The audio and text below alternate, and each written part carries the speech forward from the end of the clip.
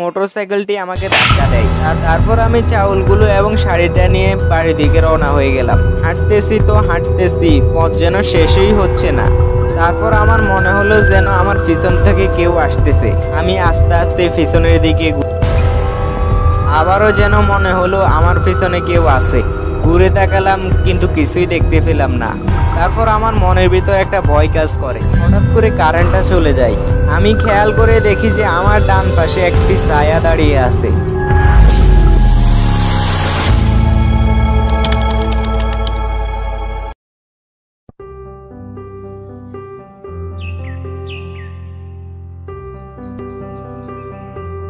ওগো, একবারটি বাইরে এসো তো। কি হলো কি আবার? সারাদিন বাইরে ঘুরে এসেছি, আর ঘরে ঢুকবো না বুঝলে। এক কাজ করো, আমাকে গামছাটা দাও, পুকুর থেকে গোসল করে আসি। সে তো আমি তোমাকে এমনিতেই ঘরে ঢুকতে দেব না। হাই হাই আমার পোড়া কপাল, তুমি আবার ভুলে গেছো।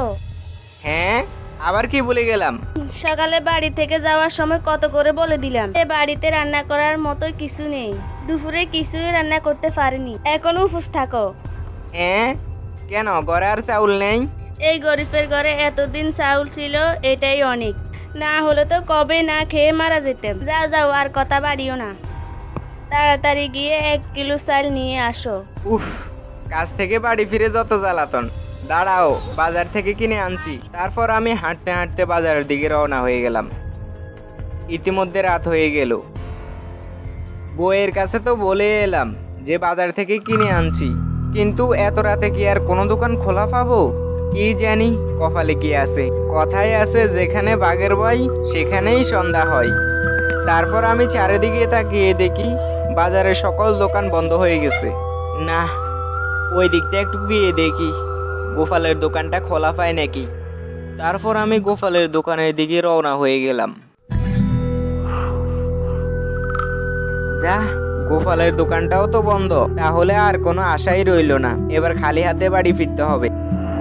তারপর আমি দেখি যে মোটরসাইকেল দিয়ে একটি লোক এদিকে আসছে এবং মোটরসাইকেলটি আমাকে ধাক্কা দেয়। তারপর আমি দেখি যে তার হাত থেকে কিছু একটা নিচে পড়ে গেছে। আরে, দেখে চালাতে পারেন না বড় ভাই? ও বড় ভাই, আপনার জিনিস পড়ে গেছে। আরে ও বড় ভাই। যা, লোকটি তো শুনলই না, বাইক দিয়ে হু হু করে চলে গেল। তারপর আমি ভালো করে নিচে তাকিয়ে দেখি যে একটি শাড়ি এবং 1 কিলো চাউল পড়ে আছে। হ্যাঁ, এটা তো মেঘনা চাইতেই জল, একেবারে গুপ্তধন পাওয়ার মতো ব্যাপার। আজ আর বউ আমাকে কিছুই বলতে পারবে না। তারপর আমি চাউলগুলো এবং শাড়িটা নিয়ে বাড়ির দিকে রওনা হয়ে গেলাম। হাঁটতেছি তো হাঁটতেছি, পথ যেন শেষই হচ্ছে না। তারপর আমার মনে হলো যেন আমার পিছন থেকে কেউ আসতেছে। আমি আস্তে আস্তে পিছনের দিকে ঘুরে তাকালাম। অবাক করা ব্যাপার, আমি কাউকেই দেখতে পেলাম না। তারপর আমি আবারও সামনে এগোতে লাগলাম। আবারও যেন মনে হলো আমার পিছনে কেউ আছে। ঘুরে তাকালাম কিন্তু কিছুই দেখতে পেলাম না। তারপর আমার মনের ভিতর একটা ভয় কাজ করে। যাই হোক, অনেক কষ্টে সেখান থেকে বাড়ি ফিরলাম। বাড়ি ফিরে বউকে চাউল আর শাড়িটা দিলাম। বউ তো অনেক খুশি হয়ে গেল। তারপর আমি বউকে বললাম, বউ যাও, তুমি গিয়ে রান্নাটা চাপিয়ে দাও, আমি একটু জিরিয়ে নিই, সারাদিন অনেক দখল গেছে। হ্যাঁ ঠিক আছে, যাও তুমি একটু জিরিয়ে নাও, আমি খাবারটা রান্না করে এসে তোমাকে ডাক দিব। ঠিক আছে, তাহলে আমি একটু জিরিয়ে নিই। তারপর হঠাৎ করে কারেন্টটা চলে যায়। আমি খেয়াল করে দেখি যে আমার ডান পাশে একটি ছায়া দাঁড়িয়ে আছে। অন্ধকারে ভালো করে মুখটাও দেখা যাচ্ছে না এবং সে আমার দিকে এগিয়ে আসছে।